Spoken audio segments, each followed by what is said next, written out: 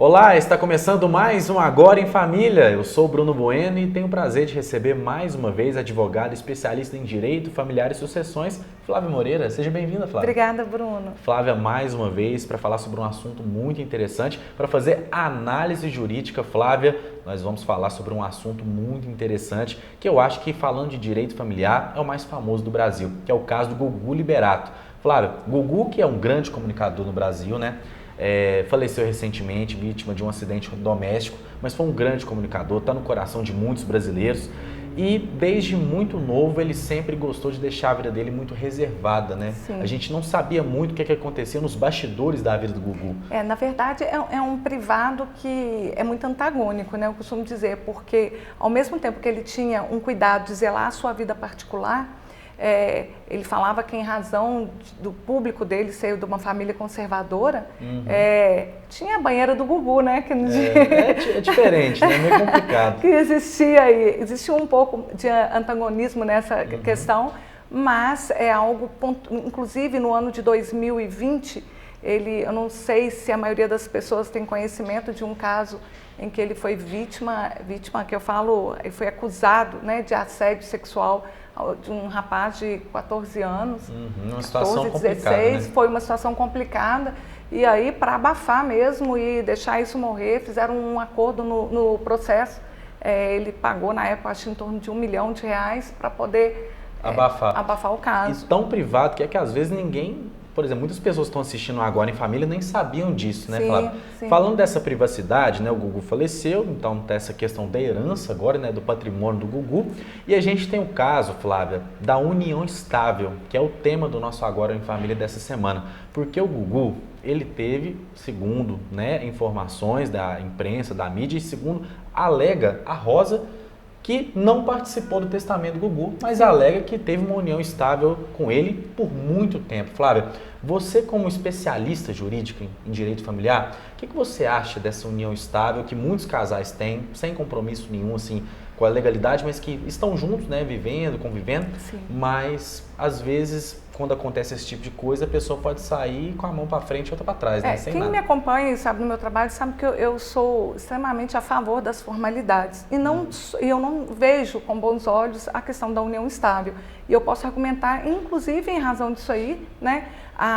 Ela alega, olha como que acontece, a união estável, para ser reconhecida, ela precisa ter alguns requisitos, como publicidade, né?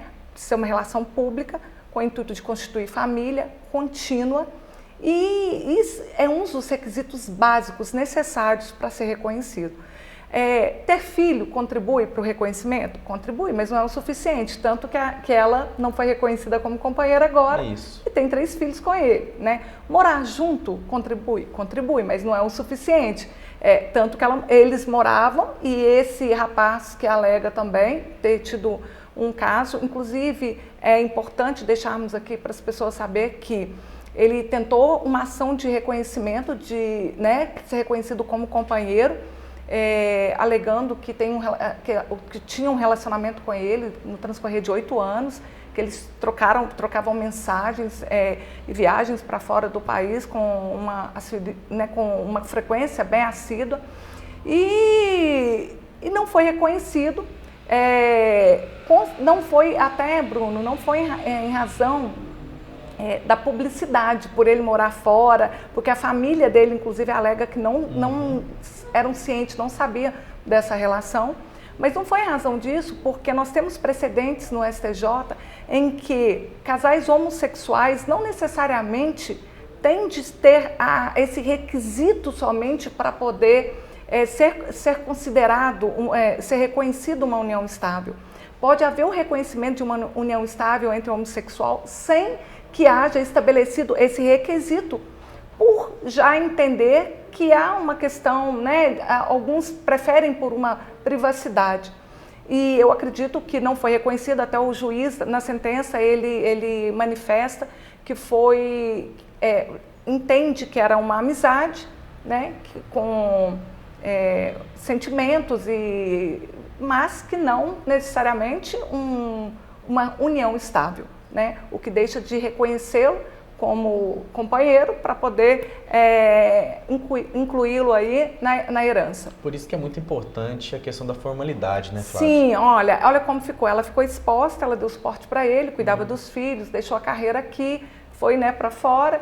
E agora, na hora de reconhecer, e gente, para que passar por esse processo todo? Reconhecer ou não, né, configurar ou não ser companheiro para ter um direito, porque se casada, ninguém perguntaria o que foi perguntado na audiência que houve ontem. E o que foi perguntado, Flávia? Pois é, perguntou para ela se ela tinha relação sexual com ele, quantas vezes ela tinha... Olha que constrangimento, né, Flávia?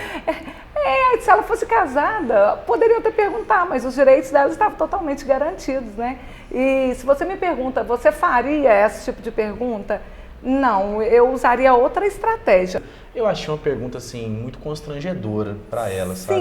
Sim, mas entenda bem, você que trabalha com a mídia, há por trás disso também uma estratégia, entende? Porque um caso que repercute dessa forma, o peso da mídia na hora de como divulga, ele tem grande. peso e é considerável na hora do transcorrer dos autos, sim, na decisão do processo. Mas é isso, gente. Cuidado com a união estável. Eu não sou... eu acho que a formalidade, ela é sim necessária. Ela evita muitas dores de cabeça, muitos problemas futuros, muita exposição, inclusive. Com certeza. Então fica a dica aí para você, viu, que está numa união estável aí, né, Flávia? Com certeza. Porque a gente fica fazendo essas análises jurídicas, né, de casos famosos, casos que o pessoal fica sabendo, mas para valer para você também que está assistindo Agora em Família, Entenda né, bem, ela tem filhos com ele, eles moravam junto, era uma relação pública e não foi reconhecida como companheira dele. É uma situação complicada. Entende? Então é algo para deixar de alerta, né, Bruno? E nós vamos voltar, Bruno, se você me permite falar. Eu já vou dar o spoilerzinho para eles então agora, Flávia. Que a gente está finalizando esse Agora em Família com a primeira parte sobre esse caso do Gugu, porque o caso do Gugu é muito grande, é muito extenso, né? Então a gente falou sobre a união estável, sobre essas duas vertentes do Gugu, né? Com a Rosa e com o Thiago, essas possíveis duas relações que o Gugu teve ao longo de sua vida. E na semana que vem a gente vai falar sobre o testamento do Gugu e tem informações, assim, né, privilegiadas, né, Flávia? Sim, também um testamento a gente está tendo, vai vir de uma fonte bacana aí para nós. E, inclusive, ontem uma bomba veio à tona que surgiu um jovem aí, jovem nem tão jovem, alegando ser filho do Gugu. Não é impossível, mas se for verdade, o Gugu tinha 14 anos quando esse jovem senhor nasceu. É muita coisa para a semana que vem. Flávia, muito obrigado. Viu? Imagina, agradecer. Então, semana que vem tem a segunda parte sobre esse caso do Gugu. Muito obrigado pela sua companhia. Nós voltamos semana que vem com mais um Agora em Família.